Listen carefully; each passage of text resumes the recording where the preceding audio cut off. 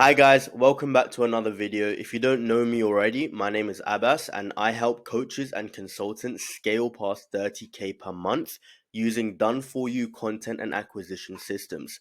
And in this video, I'm going to be focusing on handling objections because from working with my own clients and from speaking to dozens of coaches, I've noticed that sales is a really big bottleneck for some people.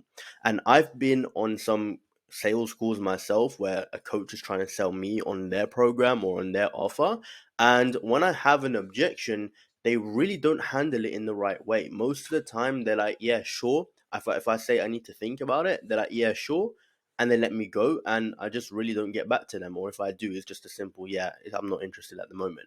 And I'm sure from your experience, you've probably had it a lot of times where you've had an objection such as, sounds good, let me think about it, or I need to make sure I can afford it, I'll get back to you, I need to speak to my wife, my husband, my dog's best friend. And one thing you have to understand about objections, majority of them are this: they are just simply a smokescreen. So we're going to be breaking down how to handle this smokescreen and get to the real objection so that you can help them overcome it and get into your coaching program. So let's get straight into it. Now, this smokescreen that a lot of people have, like I said before, most of the objections people have are simply smokescreens. Now, these smokescreens represent two main things: uncertainty, either in you as a coach or in your product, the program that you're offering.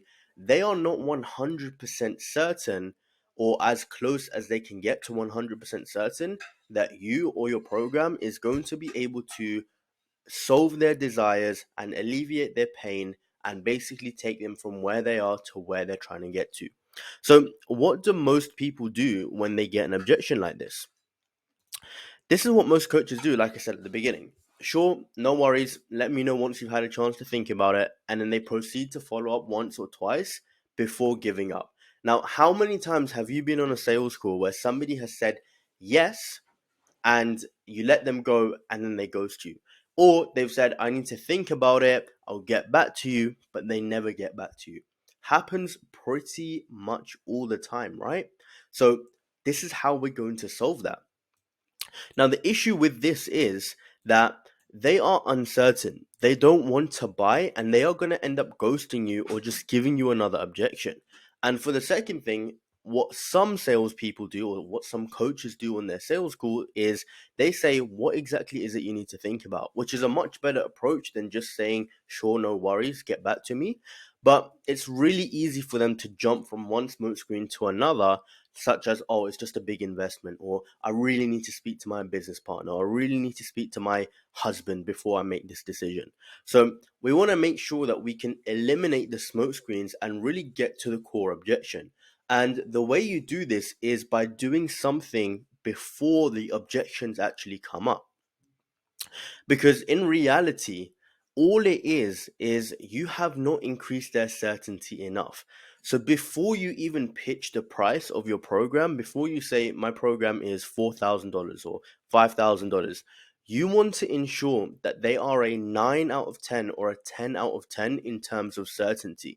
And you can do this by asking one simple, direct question: how confident are you on a scale of 1 to 10 that X program is going to give you Y result? So, how confident are you that the dating accelerator program is going to allow you to get more dates and find a long term relationship?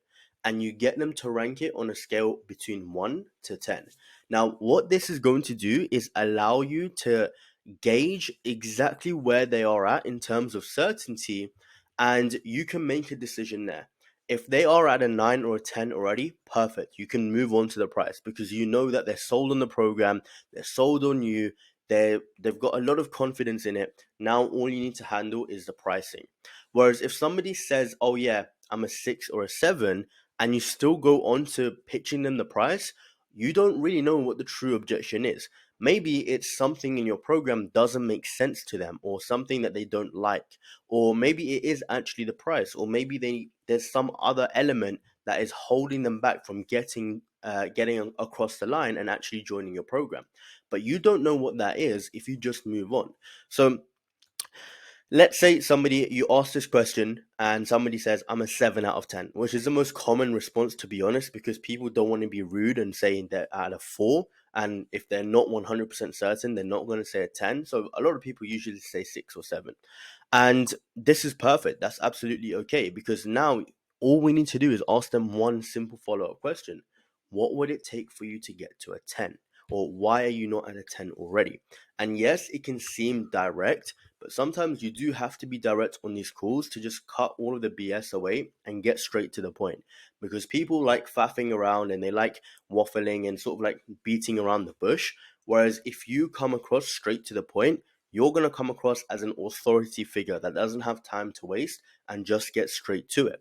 So you ask them, what would it take for you to get to a 10? And this is just going to allow you to understand what their issue is. And from there, you can restate your logical case as to why your program is almost guaranteed for them to work. So let's say, for example, you're a dating coach and they say, oh yeah, I'm a 7 out of 10. And then you say, okay, cool. What would it take for you to get to a 10? Or why are you not at a 10 already? They're gonna tell you what exactly it is that the reason is that they're not at a 10. Maybe it's, oh, I'm just not 100% sure that this is going to work for me. And then you can go deeper into that, right? There's one key phrase or one key quote that I really want you to keep in mind, which is statements close the mind, questions open the mind. So I know a lot of people, what they would do once they've actually done this, they've asked that question, they start rambling on about how it is going to be a good fit for them because they've got this feature and this benefit and this feature and that benefit, and they just sort of start rambling on. Whereas instead, you just want to ask the right questions to navigate past the smokescreen and get to the core reason behind their objection. So let's say they say, oh, I'm just not really sure it's a good fit for me. You can just simply ask a follow-up question. Okay, why is that? What is it about the program that is not a good fit for you?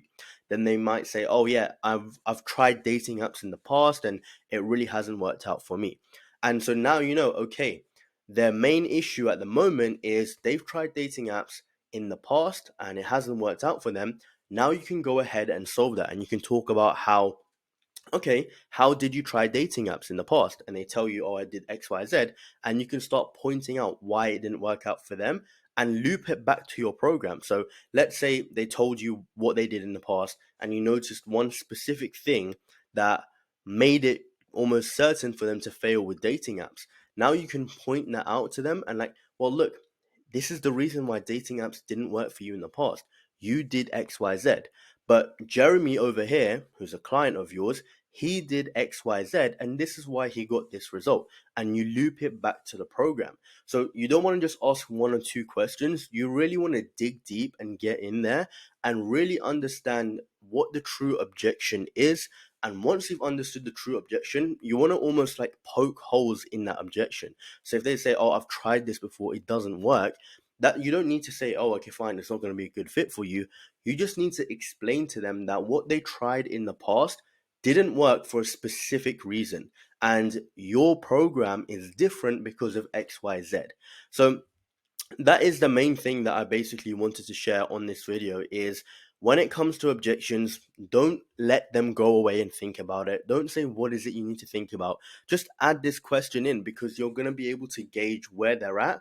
And from there, go down a conversation to get them to a 10. So once you've solved that dating app problem and they're like, oh, okay, yeah, I understand why dating apps didn't work for me in the past. Great. So are you a 10 out of 10 for the program now? They're either going to say yes or no. And then you can repeat that process until they're at a 10. And once they're at a 10 or a 9, that's when you can reveal the price because their logical certainty is high.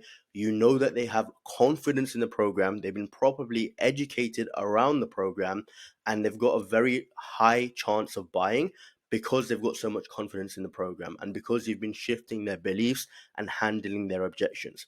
Whereas if you just let them go when they say, I need to think about it, you're never going to really understand what it is that stopped you from making that sale.